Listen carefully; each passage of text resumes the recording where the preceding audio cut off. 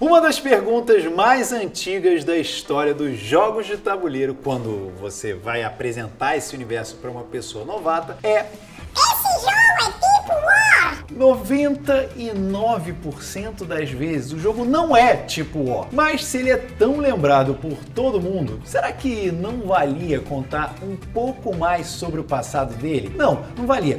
Mas ainda assim, se você concorda com isso, então confere aí tudo que a gente achou sobre esse clássico que marcou gerações aqui no De Quem é a Vez História.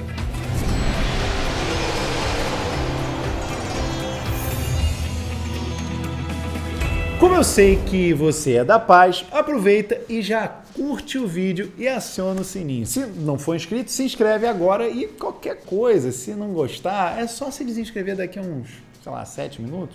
Dá uma olhada aí na barra de rolagem, porque eu ainda não tenho ideia de quanto tempo vai durar. Na verdade, pra gente conhecer a história do War, eu preciso antes contar a história do Risk, porque foi ele que inspirou o clássico jogo de guerra aqui no Brasil. Diferente do Monopoly, a história do Risk não é conturbada ou ultra complexa. Na verdade, ela foi bem linear, mas, curiosamente, não começou por alguém envolvido na indústria de jogos. A ideia veio de um diretor de cinema francês chamado Albert Lamorisse, que ganhou um Oscar pelo filme O Balão Vermelho. No caso, o Oscar que ele ganhou foi o de melhor roteiro original, mas também ganhou a Palma de Ouro em Cannes e outros prêmios. Mas, como o foco aqui não é cinema, então dane-se, né? Eu falei só porque eu gosto mesmo desse assunto, então fica aí. Enfim, o Albert patenteou sua ideia de jogo em 1954, mas na época ele se chamava La Conquête du Monde, que significa o croquete do mundo. Mentira, é a conquista do mundo, mas você já sabia disso, obviamente. Lamorisse ofereceu o jogo para Miro, que era uma fabricante de jogos na França, fundada em 1936 por Leo J. Frankenthal e Fred Mirovitch. Em 1957, o jogo foi lançado no mercado francês, mas com regras ligeiramente modificadas pelo professor de filosofia e criador de jogos que atendia pelo nome de Jean-René Verne. As regras foram alteradas para deixar o jogo simples o suficiente para a galera iniciante. No fim da década de 1950, a Miro mudou de mãos e passou a ser a distribuidora de jogos na língua francesa da editora inglesa Waddingtons Limited e da estadunidense Parker Brothers. Para quem não sabe, a Waddingtons foi responsável pela criação do jogo Detetive, que tem o nome de Cluedo lá fora. E se você lembrar do nosso episódio sobre Monopoly, sabe que a Parker Brothers foi quem surrupiou o Monopoly de sua criadora e lançou nos Estados Unidos. Por conta desse samba organizacional das empresas, a Parker Brothers aproveitou a oportunidade, comprou os direitos de distribuição do La Conquête du Monde e lançou ele na terra do tio Sam em 1959. Claro que não sem antes dar aquelas mudadas típicas dos estadunidenses, como a inclusão de cartas para acelerar a jogatina. Sim, você ouviu bem, acelerar a jogatina. Imagina o quão demorado ele devia ser antes de ter as tais cartas. Como toque final, a Parker Brothers mudou o nome do jogo para Risk, The Continental Game, porque aparentemente a palavra continente devia ser mais poderosa que mundo, vai entender. Talvez justamente por alguém ter comentado isso na época, que depois o nome do jogo mudou de novo para Risk, The Game of Global Domination, que é muito mais megalomaníaco e Michael Bay, bem como os estadunidenses gostam mesmo. De maneira geral, o layout da primeira versão era praticamente o mesmo, mas as peças do jogo tinham uma aparência muito diferente porque eles eram cubos de madeira. Aliás, existe uma lenda que diz que Risk são as iniciais dos netos de um executivo de vendas da Parker Brothers. Vai saber.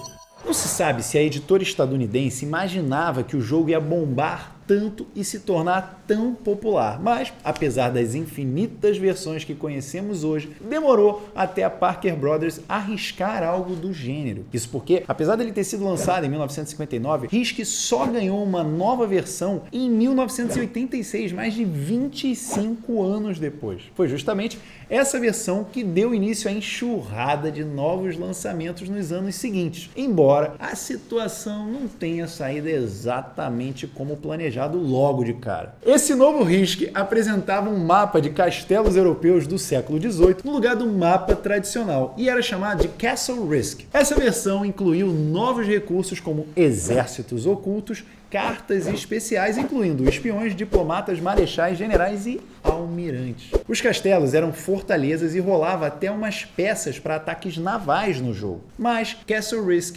não decolou e foi considerado um fracasso financeiro. Em 1993, uma grande mudança aconteceu, que foi a inclusão das missões secretas. Essa mudança surgiu porque durante a vida útil do Risk foram lançadas muitas versões diferentes, tanto na Europa quanto nos Estados Unidos. E só em 93 que a Parker Brothers, já comprada pela Hasbro, decidiu introduzir as regras europeias das missões secretas na versão americana do jogo. E isso acabou sendo um baita sucesso que fez o jogo bombar ainda mais. Por conta do fracasso do Castle Risk, a Hasbro segurou a onda dos riscos, lançando novas ideias para o jogo, sempre com um pé na frente e outro atrás. Mas em 2001, uma divisão da Hasbro chamada Avalon Hill decidiu lançar uma nova versão do Risk chamada Risk 2210 AD.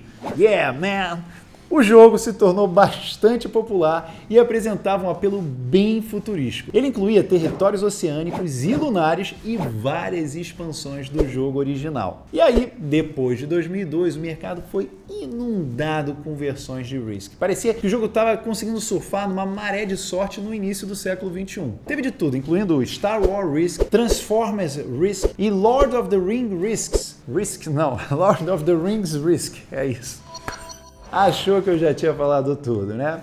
Calma, que tem um pouquinho mais que ainda dá para falar sobre o Risk, já que parte do que compõe a história de um jogo diz respeito ao seu design e peças. É maneiro notar que a primeira edição do Risk tinha um tabuleiro que representava um mapa mundi, além dos cubos de madeira. Esses cubos eram as tropas que vinham nas cores verde, azul, preto, vermelho, rosa e amarelo. Mas existiam os prismas triangulares arredondados que também eram de madeira e representavam 10 soldados cada. À medida que o tempo foi passando, o design do jogo mudou e a empresa de jogos que gerenciava as vendas buscou cortar os custos. Na década de 1980, os cubos de madeira que formavam as peças do jogo foram trocados por peças em formato de algarismos romanos. Mas, se você achava que isso era tudo, mais uma vez se enganou, porque em 1993 as peças do jogo mudaram mais uma vez, mas agora para fichas moldadas em plástico. Isso foi feito também para economizar os custos. Essas peças representavam cavalaria, artilharia e infantaria. Hoje em dia, você provavelmente vai encontrar as versões do Risk apenas com peças de plástico, exceto no caso da edição de luxo, com suas peças de metal, ou o relançamento da versão original, que veio com as peças de madeira. Antes da gente seguir em frente, você lembra que o De Quem é a Vez tem Instagram, né? Então, aproveita para seguir a gente e conferir nossos conteúdos exclusivos por lá. Tá bom, eu falei, mas ainda não falei do War. Então, como eu tinha prometido, vamos lá. No início dos anos 1970, um paulistano chamado Gerald Rice conheceu o Risk lá nas Europa e sugeriu para mais 3 amigos seus da Escola Politécnica de São Paulo a criação de uma versão brasileira, já que aqui não tinha esse tipo de jogo. E assim, em 1972, esses caras se juntaram e lançaram seu primeiro jogo, que recebeu o nome de War. E eles fizeram a divulgação e distribuição porta a porta, no melhor estilo Testemunhas de Jeová. Eu venho lhe oferecer este maravilhoso morcego morto, indo em cada loja de brinquedos de São Paulo. A primeira tiragem do jogo esgotou muito rápido, o que garantiu a grana para eles fundarem no mesmo ano a empresa Grow, cujo nome vem das iniciais dos 4 amigos, Gerald Rice, Roberto Schussel, Oded Graju e Valdir Rovai. No caso, Valdir era com V, mas Grow ficou com W, porque Grove ia parecer remédio para indisposição pós-bebedeira. Então, enfim. O resumo dessa história é que sem o War, a gente não teria Grow.